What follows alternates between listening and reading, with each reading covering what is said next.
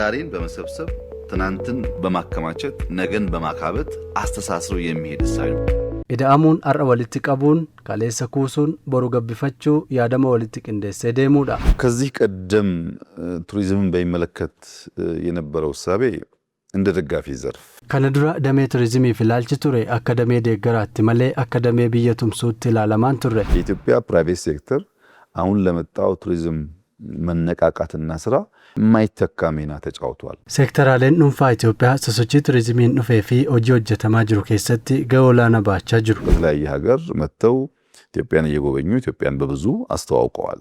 ብዮት አዳዳራ ዱፈኒ ከነን ኢትዮጵያ ዳወተን ኢትዮጵያ በኤክስሱ ከሰቲ ሾሮላና ባተኒሩ harkafuune akkam jirtu hordoftoota keenya kun qophii addaati AMN Plus tamsaasa afaan oromootiin kan isin bira ga'u qophiin addaa keenya guyyaarraa dhimma turizimii irratti fuulleffata. Turizimiin diinagdee biyyaa keessatti gahee akkamii qaba?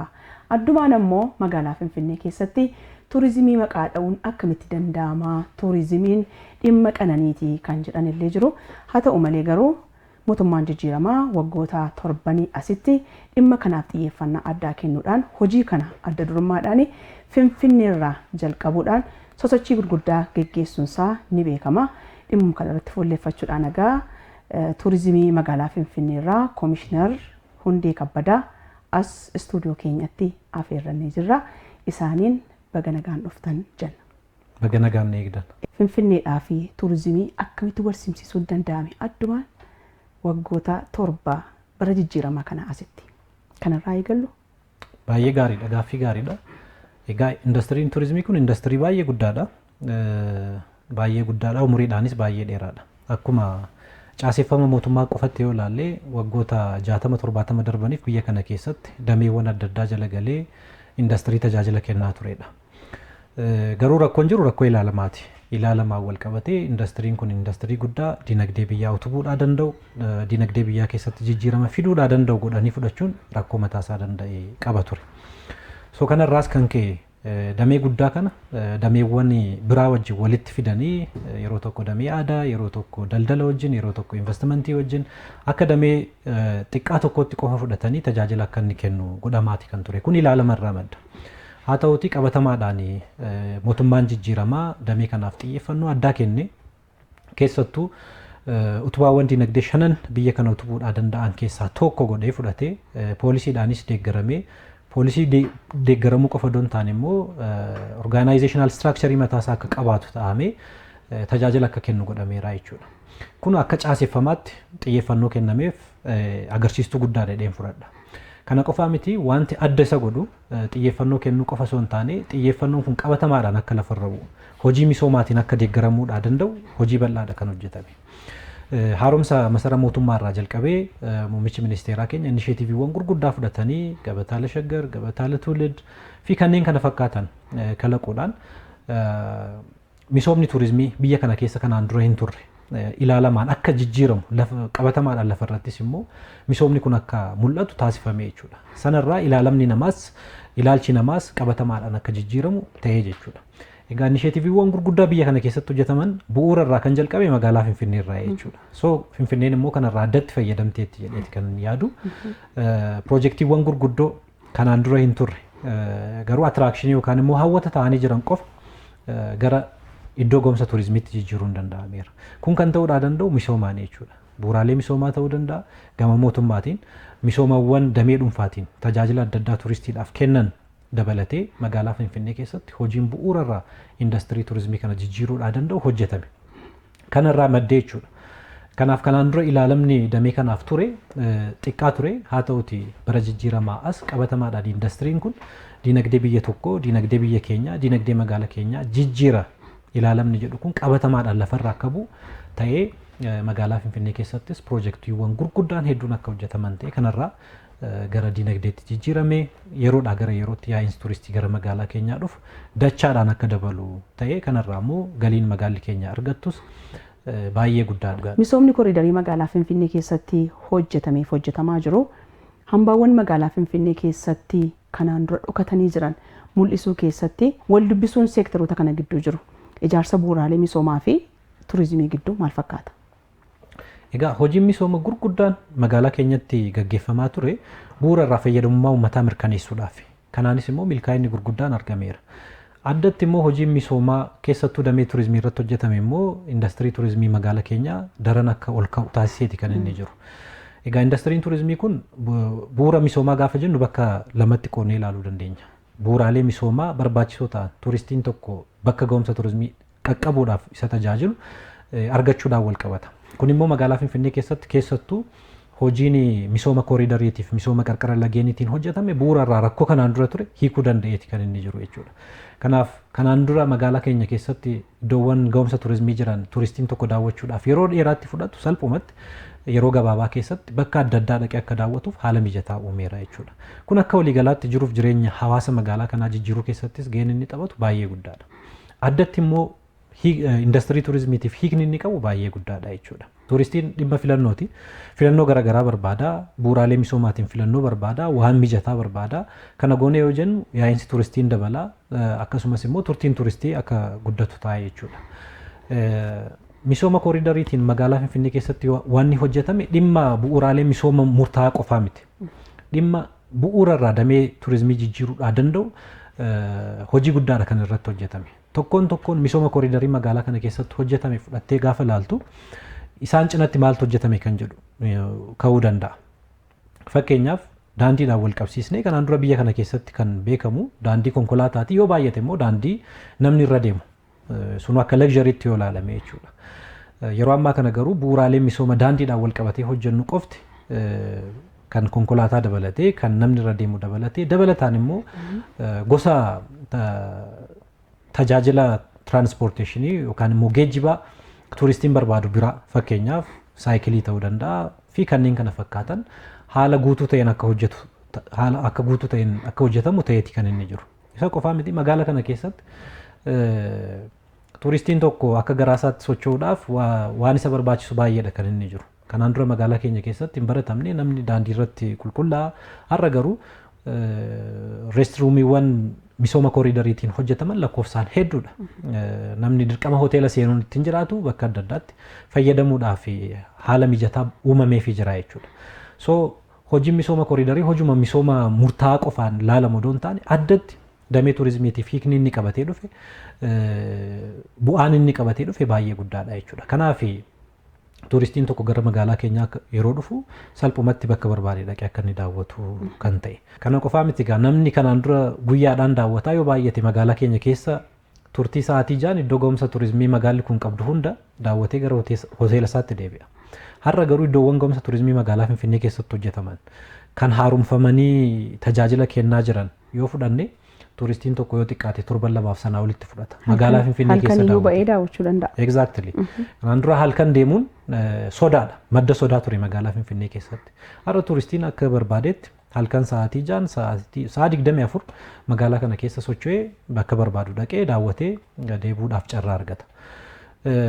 Kan biraa kanatti kaaste keessattuu hambaaleewwan gurguddoo magaalaa keenya keessa jiraniif wal qabate hojiin misooma kooriidariitiin injifannoon guddaan dhufe tokko hambaaleewwan kanaan dura magaalaa keessatti xiyyeeffannoon isootti hin kennamiin turan kan misooma dhabanii jiguudhaaf ka'an garuu hambaa guddaa biyya kanaa seenaa gurguddaa kan qaban hedduudha kan lafaa kaase. Lafaa kaasuu qofa don taane lubbuutti horee har'a iddoo ga'umsa turizimii guddaa akka isaan ta'an gochuun danda'ameera. Piroojektuma gurguddaa keessaa yoo kaasne masara mootummaa guddicha yookaan immoo naashinaal paalaas laaluun hin danda'amu. Naashinaal paalaas waggoota dheeraadhaaf tajaajila bakka itti argatan odoo hin taane cufamee gariinsaa jijjigee tajaajila jedhamuu miti achiin darbuunuu sodaa ture. Har'a naashinaal paalaasiin yookaan immoo masaraan mootummaa guddichi iddoowwan ga'umsa turizimii magaalaa Finfinnee qabdu keessaa bakka daawwannaadhaan achumarraa jalqabeeyyuu jalqaba. Turistiin hedduun lakkoofsaan ta'u achi daawwata. Achirraa galii guddaatu argama. Masarri mootummaa amma tajaajila kennaa jiru kanaan dura taappeellaan adda addaa irratti dhoobamee asiin darbuun yookaan suura kaasuun dhorkaadha jedhamee magaalaa kana keessatti beekama. Har'a bakka itti namni cidha isaa gaggeeffatu, bakka itti daawwatu, bakka ijoollee isaatti geessee itti daawwachiisu iddoo ga'umsa turizimii guddaa magaalli kun qabdu keessaa tokko ta'uu danda'eeti kan inni jiru. So hambaawwan gurguddoon kanaan dura dagatamanii kaan jijjiganii xiyyeeffannoo dhaban har'a hojii misooma gurguddaa magaalaa Finfinnee keessatti gaggeeffameen addatti immoo hojii misooma kooriidariitiin hambaawwan hedduun jijjiganii jiran lubbuun akka itti horamu ta'eeti kan jiru. Hojiin misooma hambaalee biyya keessatti hojjetame akkuma jirutti ta'e sababa adda addaatiin kanaan dura hambaawwan gurguddoo biyya kanaa fudhatamanii deeman gara biyyaatti deebisuudhaaf hojiin hojjetame waggoota jijjiiramaa kana keessatti baay'ee guddaadha. Kanaaf hambaa magaala keenya keessa jiruuf hambaa biyya keenya keessa jiruuf guyyaatu bahee yoo jenne dhaadhessuu hin ta'u jechuudha. Turizimii gaafa jedhamu yookaan immoo turistii nama daawwatu tokko yeroo maqaa kaasnu fageenyaan deemuu, daandii dheeraa deemuu, konkolaataadhaan imaluu, geejjiba adda addaatiin iddoo fagoo deemuu wajjin wal kan qabsiisan illee jiraachuu danda'u. Magaalummaadhaa fi turizimii akkamitti wal simsiisuun danda'ama? Egaa magaalli giddugala turizimii guddaadha jedheen fudhadha. Keessattuu yeroo ammaa kana oomishni turizimii lakkoofsaan baay'eedha kan jiru. Qe'ee ofii keessa jiru waan daawwachuu danda'u baay'een jiraatu. Sirriidha. Amma arbaan turizimiin yeroo ammaa kana oomishaawwan turizimii keessaa oomisha baay'ee guddaadha. Magaalota keessa iddoowwan ga'umsa turizimii bal'aadha kan jiru. Yeroo ammaa kana immoo misoomawwan gurguddaa gaggeeffamaniin magaalli kun hawaasaaf mijataa akka ta'u ta'eeti kan inni jiru. Namni salphumatti mana isaatii bahee iddoowwan ga'umsa turizimii magaala kana keessa jiru akka barbaadetti daawwatee deebi'aa jechuudha. Kana qofaa miti gaa gara magaalaa tajaajila argachuudhaaf kan dhufu lakkoofsaan baay'ee guddaadha. Namni kutaa magaalaa adda addaarraa akkasumas immoo kutaa biyya keenyaarraa gara magaalaa keenyaa kan dhufu lakkoofsaan baay'ee guddaadha. Keessattuu yaa'insa turistii biyya keessaa dabaluu keessatti gaheen magaalonni qaban baay'ee guddaadha. Magaalli Finfinnee immoo addatti kanaan baay'ee beekamti. Turistoonni miiliyoonotaan lakkaa'aman biyya keessaa gara magaalaa guddootti dhufanii tajaajila adda addaa argataniiti kan isaan deebi'an. Egaa turtiidhaan wal qabatee kuni hiika yookaan immoo difinishiniidhuma UNWTO yookaan immoo dhaabbanni turizimii addunyaa baaseen ilaaluun hin danda'amu. Turistii tokko turistii kan taasisu qeessaarraa bahee turtii sa'aatii 24 yoo taasise akkasumas immoo waggaa tokkoof gadi yoo ta'e namni kamiyyuu turistiidha jedha. Kanaaf namni kamiyyuu gara magaalaa keenyaa dhufu turistii biyya keessaas haa ta'u biyya alaa turtii sa'aatii 24 hin qabaata yoo ta'e turistii jedhameeti kan lakkaa'amu. Kuni akkuma biyyoota garaagaraatiin garaagarummaa qabaachuu danda'a. Yeroo tokko tokko turtii sa'aatii 6 olis yoo ta'e guyyaa tokko gadis yoo ta'e immoo day trippers jedhanii biyyoonni fayyadaman jiru. Nuti garuu miseensa dhaabbata turizimii addunyaa waan taaneef difinishinii dhaabbanni kun kennuuni kan bitamnu. Kanaaf turistii jennee kan nuti diffaayin goonu nama sa'aatii 24 magaalaa keenya keessa turedha jechuudha. Haa ta'uti day trippers yookaan immoo imaltoota guyyaatiin gaafa fudhannu namni hedduun qeessaarraa bahee iddoo ga'umsa turizimii magaalli kun qabdu kiiloomeetira tokkos haa ta'u lamas haa ta'u bahee bashannanee tajaajila adda addaa argatee gara mana isaatti yoo deebi'es turistii jechuu baannus hiika day trippers jennuun akka turistiitti lakkoofne galii achirraa argamu laaluun madaaluun hin danda'amaa jechuudha. Hojii turizimii keessatti turistoota daawwachiisuudhaan wal qabatee dhaabbileen adda addaa madda galii godhatanii kan ittiin hojjetu jiru. Dhaabbati gurguddaan ayyama baafatanii hojii kan hojjetan jiru.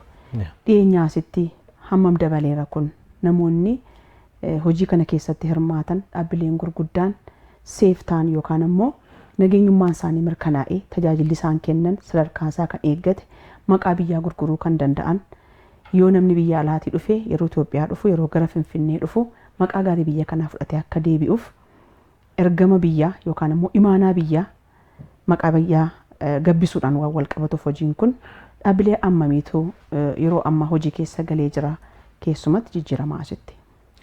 Egaa turizimiin dhimma tajaajilaan wal qabatu.